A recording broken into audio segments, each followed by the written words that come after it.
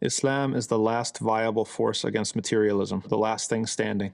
When it comes to Western society, it's mostly built around materialism and convenience, right? You can put your kids in daycare so that you and your spouse can work and have an income, so you can live in a certain neighborhood in the suburbs and have a certain school system and have 2 cars and all this sort of situation. You keep on living and living. You can't be bogged down by, for example, if your parents get old and you need to take care of them. We'll put them up in nursing homes where maybe they get visited once a month or a few times a month, right? Our entire society is built around this type of convenience and this type of cycle of materialism. Work, make, spend. And there's more to life than that. And Islam is one of the last remaining forces to oppose that. That's why when you go into the Muslim lands, you will find people shocked to learn that people in these parts of the world put their parents in nursing homes and similar sort of institutions. And I was told by many people when I was in Medina that that would even be something that somebody would not marry into a family if they knew that that was going on. For example, there was like a potential marriage about to happen,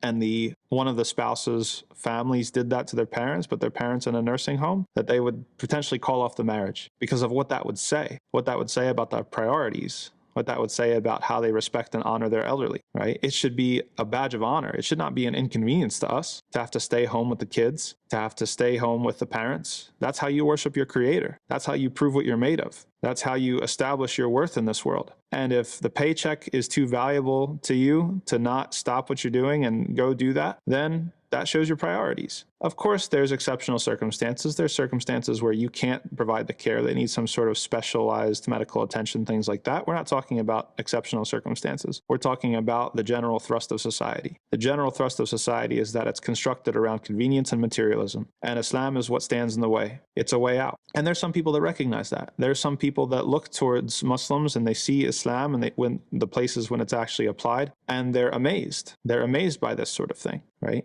Whether it's young or old, the weak, the poor, they're in our lives for a reason. We don't just, build a suburb and put those people over there so we never have to see them or think about them. No, Allah put them there in our lives for a reason. That's actually the means by which we get into paradise. And if you don't believe in a paradise, and if you don't believe in an afterlife, and you don't believe in heaven and hell, it's going to be extremely difficult for somebody to build up the motivation to want to help those people or take care of those people. Muslims, we believe.